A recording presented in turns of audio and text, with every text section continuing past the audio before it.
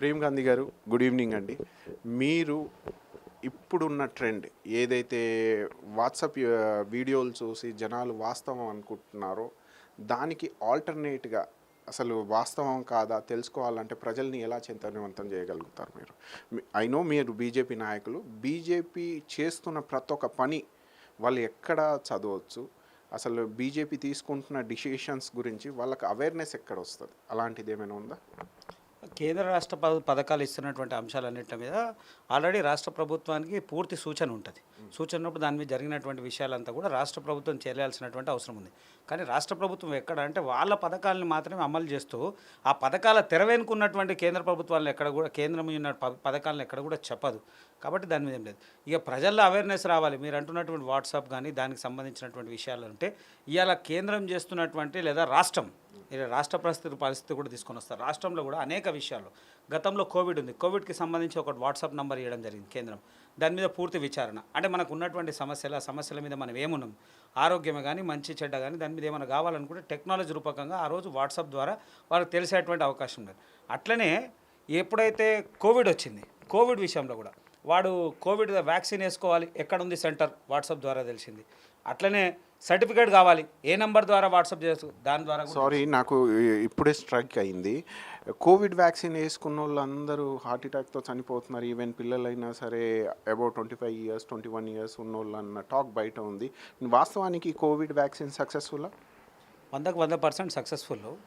ఒక అటు ఇటు కొంత ఎందుకు అనంటే ఎవరైతే హాస్పిటలైజేషన్ అయిన వాళ్ళు, నేను దాన్ని కూడా కొంత విషయాల వరకు ఆలోచించిన 10 రోజులు 12 రోజులు హాస్పిటలైజేషన్ అయిన వాళ్ళు వాళ్ళకి ఏదైతే ప్రైవేట్ హాస్పిటల్స్లో కొంతమంది ఉన్నప్పుడు అధికమైనటువంటి మెడిసిన్ డోస్ అంటే ఆ డోస్ వల్ల కొంత ఇంటర్నల్గా వాళ్ళకి సమస్యలు వచ్చినాయి. కానీ హార్ట్ అటాక్ వచ్చినట్టు ఎక్కడ కూడా హెల్త్ నేషనల్ కానీ రాష్ట్రానికి సంబంధించినటువంటి హెల్త్ డిపార్ట్మెంట్ ఎక్కడ కూడా డిక్లేర్ చేయలేదు. అంటే మోస్ట్ సెక్యూర్ వ్యాక్సిన్ అంటారు.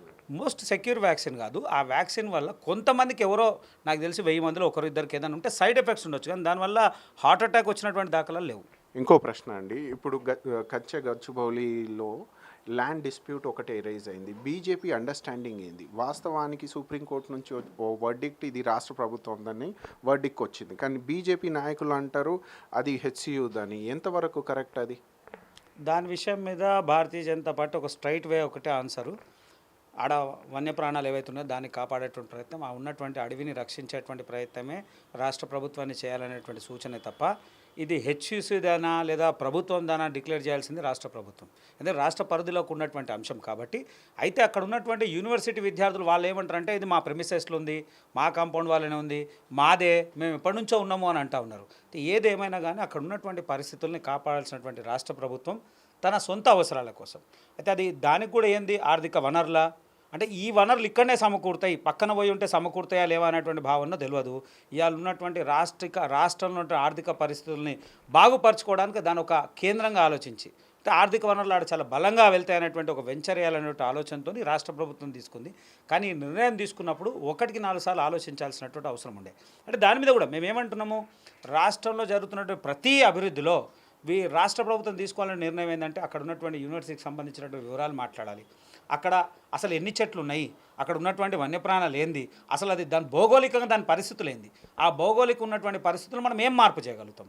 ఒకవేళ నిజంగా కూడా ప్రజలు అవేర్నెస్ చేసి ఉంటే ఖచ్చితంగా జరుగుతుంది. ఇందులో ఎక్కడ కూడా ఏ రాజకీయ పార్టీ, బీఆర్ఎస్ కానీ బీజేపీ, స్వయాన మేమే చెప్తా ఉన్నాం, బీజేపీ కాదు, ఇది పూర్తిగా విద్యార్థులు, అక్కడ ఉన్నటువంటి విద్యార్థులు ముందుకొచ్చి ప్రత్యక్షంగా పరోక్షంగా రాజకీయ పార్టీలు ఉండొచ్చు, కానీ విద్యార్థుల విజయమే. ఎందుకంటే ప్రతి ఒక్కరు విద్యార్థులు ఢిల్లీలో మనకు సంబంధం లేనటువంటి అంశంలో ఇలా మేము మాట్లాడుతున్నాం, సంబంధం లేని అంశంలో ఢిల్లీలో ఒక పోస్టర్ వెలిగి ఆ పోస్టర్లో వాళ్ళు డైరెక్ట్ ప్రశ్నిస్తున్నారు మాకు న్యాయం చేయండి అనేటువంటి అంశం. అంటే జరిగినటువంటి అన్యాయాన్ని వాళ్ళు ఇచ్చేటువంటి పరిస్థితి. అంటే అక్కడ ఉన్నటువంటి పరిస్థితులు అక్కడ విద్యార్థులు పూర్తిగా స్టాండ్ తీసుకొని విద్యార్థుల విజయమే తప్ప ఇంకెక్కడా లేదు.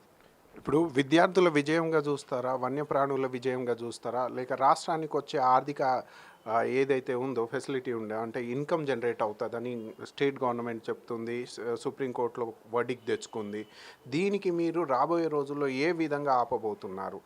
స్టూడెంట్స్ని ఇలా ఎంకరేజ్ చేయడమే అని బయట టాక్ ఉంది. అది కాకుండా వేరే ఆల్టర్నేటివ్, ఇప్పుడు ఈకోలాజికల్ సెన్సిటివ్ జోన్ డిక్లేర్ చేయాల్సింది సెంట్రల్ గవర్నమెంట్, ఫారెస్ట్ కవరా కాదా డిక్లేర్ చేయాల్సింది సెంట్రల్ గవర్నమెంట్. కానీ ఆ 2 చట్టాలు, ఎన్విరాన్మెంట్ యాక్ట్ కావచ్చు, వైల్డ్ లైఫ్ యాక్ట్ కావచ్చు, అవిట్లో ఈ ల్యాండ్ అయితే రాదు. రాకున్నా మీరు ఎలా ఈ గవర్నమెంట్ దగ్గర నుంచి ఆర్ఎల్స్ లైక్ స్టూడెంట్స్ కార్నరే చూడకుండా స్టూడెంట్స్నే బయట టాక్ ఏముందంటే బీజేపీ పార్టీ ఏబీవీపీ సంఘాలని ఆడికి పంపి స్టూడెంట్స్ని రెచ్చగొట్టి ఈ డిస్టర్బెన్స్ క్రియేట్ చేస్తుందన్న టాక్ ఉంది. వాస్తవానికి మీ దగ్గరనే జ్యూరిస్డిక్షన్ ఉంది, అది డిక్లేర్ చేయాల్సింది. Forest land, environment act, like బయోడైవర్సిటీని రెస్క్యూ చేసుకోవడం, ఇవన్నీ మీ పరిధిలోనే ఉంటాయి అన్న కోణం కూడా ఉంది. అయితే రాష్ట్ర పరిధిలో ఉన్నటువంటి అంశంలో నిజంగా కూడా భౌగోళికంగా అది కేంద్రం డిసైడ్ చేయాలా, పర్యావరణ శాఖకు సంబంధించిందా, లేదా కేంద్రానికి సంబంధించినటువంటి యూనివర్సిటీకి సంబంధించినటువంటి భూమిని డిక్లేర్ చేయాల్సినటువంటిది ఖచ్చితంగా ప్రభుత్వం, రాష్ట్ర ప్రభుత్వం యొక్క నివేదికని, కేంద్ర ప్రభుత్వం యొక్క నివేదికను చూసి ఏదైనా నిర్ణయం తీసుకునే అవకాశం ఉంటుంది. ఆడ మేజర్గా వచ్చినటువంటి విషయము ఎవరిది స్థలము, ఎక్కడ స్థలం అనేది కాదు, అక్కడ ఉన్నటువంటి స్టూడెంట్స్ అంతా కూడా ఆ వన్యప్రాణుల మీద కొంత మానవత కోణంలో దాని మీద అట్రాక్ట్ అయ్యారు. అరే ఇదేదో జరుగుతుంది, మేమంతా చూసినటువంటి ప్రాంతం, మా కళ్ళ ముందు ఉన్నటువంటి మీరేమంటారు అంటే అక్కడ ఉన్న వన్యప్రాణులను అయితే రక్షించే దిశగా ఈ గవర్నమెంట్ పనిచేయాలంటారు. నిజంగా కూడా కాంగ్రెస్ చేయాలి. దాంట్లో ఇంకొకటి మేజర్గా మొదటి నుంచి కూడా రాష్ట్ర ప్రభుత్వం ఒకటే అంటా ఉంది, ఆర్థిక వనరులు వచ్చేటువంటి పన్నులు లేదా రాష్ట్రంలో వచ్చేటువంటి వనరులు అధిక శాతం వడ్డీ రూపేణ పోతా ఉంది, మేము ఆర్థిక వనరులు ఎట్లా సమకూర్చాలంటుంది. నిజంగా చెప్తా ఉన్న ప్రభుత్వం ఏదైతే రాష్ట్ర ప్రభుత్వం ఇప్పుడు ఉన్నటువంటి రేవంత్ రెడ్డి లేదా ఆయనకు ఉన్నటువంటి క్యాబినెట్ అంతా కూడా వనరులు సృష్టించేటువంటి ప్రయత్నం చేయాలి. ఎస్ఐట్స్ అమ్మడం కాదు, వనరులు సృష్టించేటువంటి ప్రయత్నం చేయాలి. వనరులు సృష్టించకోకుండా గత ప్రభుత్వం చేసినటువంటి తప్పుల్నే మళ్ళీ వీళ్ళు చేస్తూ ఉన్నారు. ఇది ఆస్తులు అమ్మడం కాదు, డబ్బుని ఎక్కడ సృష్టించగలుగుతాం, ఏం వనరులు చేయగలుగుతాం, పారిశ్రామికంగా ఇంకేం చేయగలుగుతాము, ఏదో రకంగా డబ్బుని సృష్టించేటువంటి ప్రయత్నం చేయాలి తప్ప ఎస్ఐట్ని అమ్మేటువంటి ప్రయత్నం వల్ల నష్టం జరుగుతుంది రాష్ట్రానికి. వాస్తవానికి ఎస్ఐట్లు అమ్మేది ఎవరు? వైజాగ్ స్టీల్ ప్లాంట్ కావచ్చు, బిహెచ్ఎల్ స్టేక్ హోల్డర్ కావచ్చు, డిఫరెంట్ బీడీఎల్ కావచ్చు, ఇది బీజేపీ కాల్చుకొని అసెట్లు అమ్ముతుంది అన్న టాక్ అయితే బయట ఉంది. కానీ మీరు ఇప్పుడు అంటున్నారు ఇక్కడ అసెట్లు అమ్మవద్దు అని. ఇది ఎంతవరకు నైతికంగా మీకు కరెక్ట్ అనిపిస్తుంది బీజేపీ పార్టీ? ఇక్కడ ఒక విషయం చెప్తా ఉన్నా, మీరు అన్నదానికి కూడా నేను ఇప్పుడు వైజాగ్ స్టీల్ ప్లాంట్ అనుకుందాం, లేదా ఇంకా ఇతర సంస్థలు అనుకుందాం. ఆ సంస్థలు సింగరేణి కూడా తప్పకుండా ఆ సంస్థలో ఉన్నటువంటి పరిస్థితులు, సింగరేణిని ఎక్కడ కూడా మాట్లాడలేదు, ఏదైతే మనం అంటున్నటువంటి ఏవైతే ఉన్నటువంటి సంస్థలు ఆర్థికంగా వెసులుబాటు లేక నష్టాల్లో ఉన్నటువంటి సంస్థల్ని, లాభాల్లో కాదు నష్టాల్లో ఉన్నటువంటి సంస్థల్ని ప్రభుత్వము దాన్ని ప్రైవేట్ పరం చేయాలి. ఎందుకు అనంటే ఈడ ప్రభుత్వం ఆ యొక్క నష్టాన్ని భరించలేనటువంటి పరిస్థితి ఉంది. ఉన్నప్పుడు ప్రైవేట్ రంగంలో పోయినప్పుడు కొంత అభివృద్ధికి అవకాశం ఉంటుంది అనేటువంటి లక్ష్యంగానే తప్ప ప్రైవేటీకరణ చేయాల్సినటువంటి పరిస్థితులు భారతీయ జనతా పార్టీకి లేవు. అయితే అక్కడ ఉన్నటువంటి పరిస్థితులు, ఆ పరిస్థితుల వల్ల కొంత మార్పు జరుగుతుంది తప్ప ప్రైవేటీకరణ లేదు. ఇప్పుడు వైజాగ్ స్ట్రీట్ ప్లాంట్ అయితే ఏం జరగలేదు, ప్రత్యేకంగా దానికి నిధులు ఇచ్చారు. ఆ ప్రాంతము, ఆ రాష్ట్రం ఉన్నటువంటి పరిస్థితుల ప్రభావమే కొన్ని రాష్ట్రాల్లో జరిగినటువంటి వెసులుబాటే తప్ప ఇక్కడ ఎక్కడ కూడా లేదు. భారతీయ జనతా పార్టీ ఖచ్చితంగా సంక్షేమము, పేద మధ్యతరగతి యొక్క ఉపయోగపడే అంశమే తప్ప వ్యతిరేకించే అంశం ఎక్కడ కూడా చూడదు. ఇప్పుడు మీరు చెప్పిన దానికే కొంచెం కాంట్రాడిక్టీగా సార్, మీరు ప్రైవేటీకరణ గవర్నమెంట్ సంస్థల్ని ఏదైతే ఫంక్షనింగ్ లేదో దానికి అమ్మవచ్చు అన్న కోణంలో మీరు మాట్లాడుతున్నారు. కానీ ఇక్కడ ఉన్న తెలంగాణ గవర్నమెంట్ ప్రైవేట్ ప్లేయర్స్ను దగ్గరికి వెళ్ళి సాధించుకొని ఈరోజు గవర్నమెంట్ చేజిక్కించుకుంది. ఏదైతే కంచా గచ్చిబౌలి ఉందో గవర్నమెంటే దానికి ఇన్వెస్ట్మెంట్ రూపంలో జోన్గా క్రియేట్ చేస్తుంది. ఇది బెటరా లేక ప్రైవేటీకరణ బెటరా?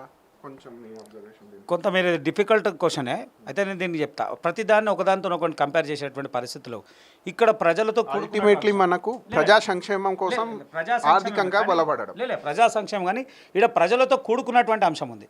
ఇక్కడ వన్యప్రాణాలు లేదా అక్కడ ఉన్నటువంటి విద్యార్థుల యొక్క ఆలోచన, యూనివర్సిటీకి బ్యాక్గ్రౌండ్ ఉన్న యూనివర్సిటీకి ఆనుకొని ఉన్నటువంటి స్థలం కాబట్టి కొంత ఇది చేసింది. నిజంగా కూడా చెప్తా ఉన్నా, ఇవాళ మీరు అదే ఏదో వేరే ప్రాంతంలో తీసుకొని ఒకవేళ వేరే ప్రాంతంలో జరిగి ఉంటే ఇంత వ్యతిరేకత రాకుంటుండొచ్చు. ఈ వ్యతిరేకత ఎక్కడ కూడా ఇవాళ సోషల్ మీడియా వ్యతిరేకత అయింది. అది మొత్తం కూడా సోషల్ మీడియా వ్యతిరేకత అనవచ్చా లేక బీజేపీ బీఆర్ఎస్ కావాల్సుకొని చేస్తుంది పొలిటికల్ ప్రొపగండా కోణంలో అని బయట టాక్ ఉంది. దానికి మీ ఆన్సర్ ఏంటి? భారతీయ జనతా పార్టీ భయపడి ఇంకెవరికో ఇచ్చేసేటువంటి పరిస్థితి లేదు. నిజంగా కూడా ప్రజల సంక్షేమం అంటే బాజాబ్తా మాట్లాడతాం, బాజాబ్తా వ్యతిరేకిస్తాం. కాంగ్రెస్ పార్టీకి భయపడి ఇంకే రేవంత్ రెడ్డికి భయపడాల్సినట్టు అవసరం లేదు. జరిగిన దాని మీద నిర్మోహమాటంగా మాట్లాడతాం, దాంట్లో ఏమాత్రం సందేహం లేదు. మేము భయపడే ప్రసక్తి లేదు. విద్యార్థులు అది అవసరం లేదు. డైరెక్ట్ ఓపెన్గా వస్తాం కదా. అనేక సందర్భాలు వచ్చినప్పుడు రిపీటెడ్ రామా మూసీ మీద వచ్చినాము, అనేక విషయాలు కాంగ్రెస్ చేసినటువంటి చాలా విషయాలు బహిరంగంగా వచ్చినాము. ఇంకా తెర వెనుక రావాల్సినట్టు అవసరం ఉంది, ఖచ్చితంగా వస్తుండే. ఇదే కోణంలో బయట ఇంకో వాస్తవం మాట్లాడుకుంటున్నారు, అది ఎంతవరకు వాస్తవమో తెలియదు కానీ తెలంగాణ సమాజంలో అయితే బాధ్యత గల అపోజిషన్ పార్టీ లాగా వ్యవహరించట్లేదు బీఆర్ఎస్ బీజేపీ అని టాక్ ఉంది. దానికి మీ సమాధానం? అయితే బీఆర్ఎస్ విషయం వాళ్ళు బీఆర్ఎస్ వాళ్ళు చెప్పాలి, కానీ మేము బాధ్యతాయుతంగా పూర్తిగా నిర్వహిస్తున్నాం, దాంట్లో ఏమాత్రం సందేహం లేదు. బీఆర్ఎస్ కాంగ్రెసే ఇంకా చాలా సందర్భాల్లో ఒకరినొకరు ప్రత్యక్షంగా పరోక్షంగా కాపాడుకునే ప్రయత్నం చేస్తుంది. బీజేపీ ఎక్కడ చేయలేదే, ప్రత్యక్షంగా పరోక్షంగా వాళ్ళే కాపాడుకుంటున్నారు. అయితే ఇక్కడ ఓ సంఘటన చూడొచ్చా మనం, మొన్న జరిగిన ఎమ్మెల్సీ ఎలక్షన్లో బీఆర్ఎస్ ఎందుకు కంటెస్ట్ చేయలేదంటారు? బీజేపీకి విక్టరీ ఇవ్వాలన్న కోణంలోనే అంటారా లేక కాదా? బయట టాక్ ఉంది. అయితే నేను అనుకుంటా ఉన్నా, నాకు తెలిసి అది సరే, అది పార్టీ యొక్క నిర్ణయము, వారు పూర్తి స్థాయిలో ఓడిపోయేటువంటి పరిస్థితి ఉన్నదేమో, కాబట్టి సరైనటువంటి అభ్యర్థి లేదన్నటువంటి ఆలోచన ఉండి ఉండొచ్చు. దాంట్లో మనం ఏం మాట్లాడలేదు. ఒకవేళ మాట్లాడాలనుకుంటే కాంగ్రెస్ కూడా పోటీలో పెట్టలేదు, వారు ఇండైరెక్ట్గా ఒకరికి సపోర్ట్ చేసినటువంటి ప్రయత్నం. మేము ఒకటే చెప్తా ఉన్నాము, ప్రజాస్వామ్యబద్ధంగా ఎవరి హక్కుల్ని వాళ్ళు నిలబడాల్సినటువంటి అవసరం ఉంది. అది కాంగ్రెస్ అయినా, బీజేపీ అయినా, బీఆర్ఎస్ అయినా, ఎవరిది వారు నిలబడ్డ తర్వాత ప్రజాస్వామ్యంగా ఎవరు గెలుస్తారో వాళ్ళకి నైతికంగా గెలుపు. అయితే ఇక్కడ వీళ్ళు బీఆర్ఎస్ వాడు ఎందుకు పోటీ చేయలేదంటే వాళ్ళకు భయం ఉంది కదా, గెలుస్తామా లేదా అన్నట్టు భయం ఉండి ఉండొచ్చు. కాంగ్రెస్ అవకాశం ఉన్నంతవరకు ఇది చేసింది. ఇక్కడ ఒకటే చెప్తా ఉన్నాము, ఓడిపోతామనే భయం ఉంది కాబట్టి వాళ్ళు పోటీ చేయలేదు. వాస్తవానికి తెలంగాణ సమాజం మార్పు కోరుకుంటుందా బీజేపీ రూపంలో రాబోయే రోజుల్లో? దీని పట్ల మీ తప్పకుండా రాబోయేటువంటి అవకాశం డబుల్ ఇంజన్ సర్కార్ 100కు 100% ఈ రాష్ట్రం అభివృద్ధి కోసం భారతీయ జనతా పార్టీ పూర్తి చిత్తశుద్ధితో పనిచేస్తుంది. ఉత్తరాది రాష్ట్రాల్లో మా కమలం వికసించింది. ఇక్కడ ఉన్నటువంటి పరిస్థితుల్లో ఇక్కడ మేము చాలా బలంగా నాటుకుపోతున్నాం. ఉదాహరణ, 4% నుంచి 6%కి వచ్చిన 6 నుంచి 12, 12 నుంచి 14, 14 నుంచి 21, 22%కి ఇలా మా ఓటు శాతం వరకు వచ్చినాం. ఖచ్చితంగా విజయానికి అతి దగ్గరలో ఉన్నాం. ఒకవేళ వెంటనే ఎన్నికలు జరిగినా ఖచ్చితంగా, ఎందుకంటే మొన్న ఏదో మీడియా ఛానల్ చూసిన దాంట్లో కాంగ్రెస్ పార్టీకి సంబంధించినటువంటి ప్రభుత్వం అంటే రేవంత్ రెడ్డి గారా లేదా ప్రభుత్వం కాంగ్రెస్ ప్రభుత్వం ఇంటర్నల్ సర్వే చేయించుకుంటే భారతీయ జనతా పార్టీకి కూడా బలమైనటువంటి మెజారిటీ ఉందనేటువంటి భావన వాళ్ళు తెలియజేశారు. అంటే ఖచ్చితంగా రాబోయేటువంటి అవకాశం భారతీయ జనతా పార్టీకి పూర్తి అవకాశం ఉంది రాష్ట్రంలో. Last and final question Prem Gandhi గారు, పార్టీకి ఎట్లా మీరు డిఫెండ్ చేసుకుంటున్నారు? ఈ డబుల్ ఇంజన్ సర్కార్ అనేది ఓ బూటకము, ఓ ట్యాబ్లెట్ ఇచ్చే రకం ప్రజలకన్నది బయట టాక్ ఉంది.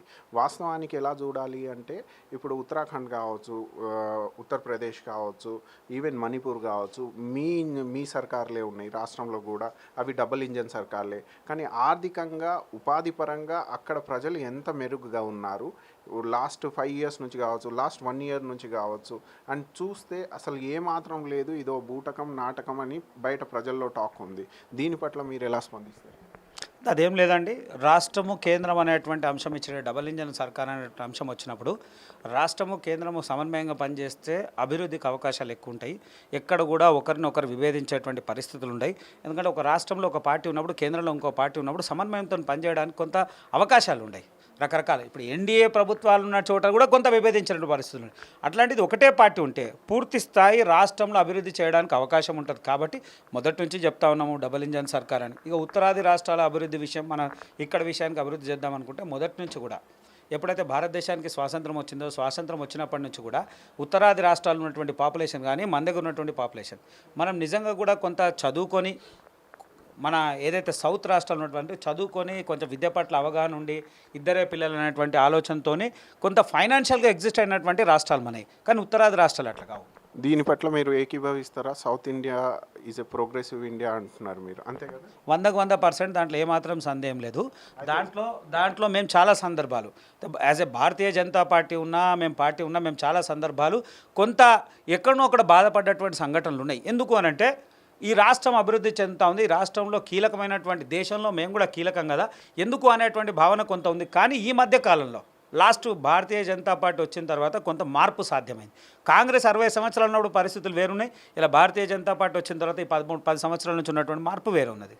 అయితే ఇక్కడ లాస్ట్ క్వశ్చన్, ఇది నా పర్సనల్ క్వశ్చన్ ప్రేమ్ గాంధీ గారు, మీరు చెప్పాల్సింది ఏంటంటే, మీరు అగ్రీ అయ్యారు south India is a progressive society అని. సౌత్ ఇండియా నుంచి వచ్చే ప్రతి ఒక్క గలం జెన్యూన్గా చదువుకున్న వాళ్ళు ఉంటారని. అయితే ఇది ఫేర్ డీలిమిటేషన్ అవ్వాల్సిన అవసరం ఉందా లేదా? డీలిమిటేషన్ని సౌత్ ఇండియా అపోజ్ చేస్తుంది. మీరు మొన్న స్టాలిన్ గారి కాన్ఫరెన్స్ చూడవచ్చు, ఆల్ పార్టీ మీటింగ్ కూడా కావచ్చు. దీని పట్ల బీజేపీ ఫోర్స్ఫుల్గా కంపల్షన్ చేస్తుందా? ఇది డీలిమిటేషన్ రూపంలో కావచ్చు, వర్క్ బిల్ రూపంలో కావచ్చు, ఫోర్స్ఫుల్గా కొంచెం అప్రోచ్ తీసుకుంటుంది బీజేపీ అన్నది బయట టాక్. దీనికి మీరు ఎలా స్పందిస్తారు? ఒకటి రెండు రాష్ట్రాలు అయితే దాంట్లో మన తెలంగాణ మినహాయింపే నేను నమ్ముతా పూర్తిగా. స్టాలిన్ ఏ కోణంలో పెట్టిండో నాకైతే ఐడియా లేదు. ఒకవేళ తమిళనాడు రాష్ట్రానికి ఉన్నటువంటి జనాభా చూసుకున్నా, మన ఆంధ్రప్రదేశ్కి జనాభా చూసుకున్నా, తెలంగాణ జనాభా చూసుకున్నా, అక్కడ కేరళకు ఉన్నటువంటి రాష్ట్రాల జనాభాలు చూసుకుంటూ పోతే ఈ జనాభా నిష్పత్తి మొత్తం కూడా గత 15 సంవత్సరాల ఉన్నటువంటి నిష్పత్తి. ఆ నిష్పత్తిని అన్నింటిని చూసుకొని ఉత్తరాది రాష్ట్రాలు, కొన్ని రాష్ట్రాలు, ఉత్తరాది ఉన్నటువంటి కొన్ని రాష్ట్రాల్లో చాలా పాపులేషన్ ఉన్నటువంటి రాష్ట్రాలు ఉన్నాయి. కానీ జమ్మూ కాశ్మీర్ చూసుకున్నా, లేదా మహారాష్ట్ర, కర్ణాటక చూసుకున్నా, ఇక్కడిక్కడ ఒక్కో రాష్ట్రానికి సంబంధించినటువంటి వ్యత్యాసం చాలా డిఫరెంట్గా ఉంది. మన రాష్ట్రంకి వచ్చే వరకు అయితే నేనైతే అనుకుంటున్నా భారతీయ జనతా పార్టీ ఖచ్చితంగా ఉత్తరాది రాష్ట్రాలకు ఏదైతే ప్రాధాన్యత ఉందో దాంట్లో ఖచ్చితంగా మన రాష్ట్రాలు కూడా ప్రాధాన్యత ఉంటుంది. దాంట్లో ఏమాత్రం సందేహం లేదు. అయితే కొంతమంది రాజకీయ కోణంతో అక్కడ పార్లమెంట్ సీట్లు పెరిగిపోతాయి, అక్కడనే ఇబ్బందులు ఎక్కువ ఉన్నాయి, పాపులేషన్ ప్రకారం డీలిమిటేషన్ చేస్తే అట్లా ఉంటుంది అని అంటే నేనేమంటాను అంటే, ఒకవేళ నిజంగా డీలిమిటేషన్ చేసినా ఇంకోటి చేసినా ప్రజాస్వామ్యబద్ధంగా ఈ రాష్ట్రానికి సంబంధించిన వ్యక్తి, ఈ తెలంగాణనో లేదా ఆంధ్రప్రదేశో కర్ణాటకో తమిళనాడుకు సంబంధించినటువంటి వ్యక్తి ప్రధానమంత్రి కాకుండా ఏమైనా ఆంక్షలు ఉంటాయా? కావచ్చుగా. ప్రధానమంత్రి కాకుండా ఏమో అవకాశాలు ఉంటాయి కదా. ఒకవేళ భారతీయ జనతా పార్టీ ఈ రాష్ట్రాల్లో అభివృద్ధి చెందినప్పుడు, ఈ రాష్ట్రాల్లో పకడ్బందీగా ఉన్నప్పుడు, ఈ రాష్ట్రం నుంచి ఒక బలమైనటువంటి నాయకుడు కేంద్రం వల్ల వెళ్ళినప్పుడు ప్రధానమంత్రి కావచ్చు కదా. దాని మీద మనము ఇంత వ్యత్యాసం మాట్లాడాల్సిన అవసరం లేదు. ఎందుకంటే మొదటి నుంచి కూడా ఉత్తరాది రాష్ట్రాలు ఇవాళ మనం మాట్లాడుకుంటున్నాము అని అంటే, భారతదేశానికి స్వాతంత్రం వచ్చినప్పటి నుంచి కూడా ఉత్తరాది రాష్ట్రాల యొక్క ప్రాధాన్యత ఎక్కువ ఉన్నది. ఉత్తరాది రాష్ట్రాలు ఉన్నటువంటి వ్యక్తులే ప్రధానమంత్రి ఇస్తారు. కానీ అందులో కూడా మీరు చూసుకున్నా ఇక్కడ నుంచి దేవేగౌడ ఉన్నాడు. అంటే కొన్ని సందర్భాల్లో సాధ్యమవుతుంది. ఇక్కడ ఉన్నటువంటి నాయకత్వం ఒకవేళ నిజంగా కూడా మాట్లాడుకున్నాం, గతంలో చంద్రబాబు నాయుడు గారు ఖచ్చితంగా ప్రధానమంత్రి అభ్యర్థిగా అనేటువంటి మాట్లాడండి. అయితే సందర్భం ఇక్కడ కూడా రేపు బీజేపీ నుంచి కానీ, లేదా కాంగ్రెస్ నుంచే కానీ, లేదా ఇంకే పార్టీ నుంచి అయినా కూడా రావచ్చు. ఒకవేళ ఇండియా కూటమి అంటే ఇక్కడ నుంచి రాష్ట్రం నుంచి కూడా రావచ్చు కదా, ఎవరైనా రావచ్చు, అవకాశం ఉన్నది. ఎందుకు ఆ అభియోగం అనేది? ఖచ్చితంగా అభివృద్ధిలో రాష్ట్రం సంబంధం లేదు, అందరం కలిసి ఉండేటువంటి పరిస్థితులు ఉంటాయి. నిజంగా కూడా అవకాశం ఉంటే తప్పకుండా మన సౌత్ రాష్ట్రాల నుంచి, మన రాష్ట్రాల నుంచి కూడా కేంద్రంలో ఒక అత్యున్నతమైన స్థానంలో ఉండే అవకాశాలు ఉన్నాయి. థ్యాంక్ యూ ప్రేమ్ గాంధీ గారు. ఇది వ్యూవర్స్ ఈరోజు స్పందన. ప్రేమ్ గాంధీ గారు అద్భుతంగా బీజేపీ పార్టీ స్టాండ్ని, ప్రతి ఒక్క స్టాండ్ని ప్రొటెక్ట్ చేసుకుంటూ ముందుకు వెళ్తున్నారు. మనం కూడా ప్రేమ్ గాంధీ గారి అబ్జర్వేషన్లో పెట్టాలి. అలాంటి నాయకత్వం, యంగ్ నాయకత్వాన్ని ఎంకరేజ్ చేస్తూ ముందుకు సాగాలి. This is from 24/7. Thank you అండి.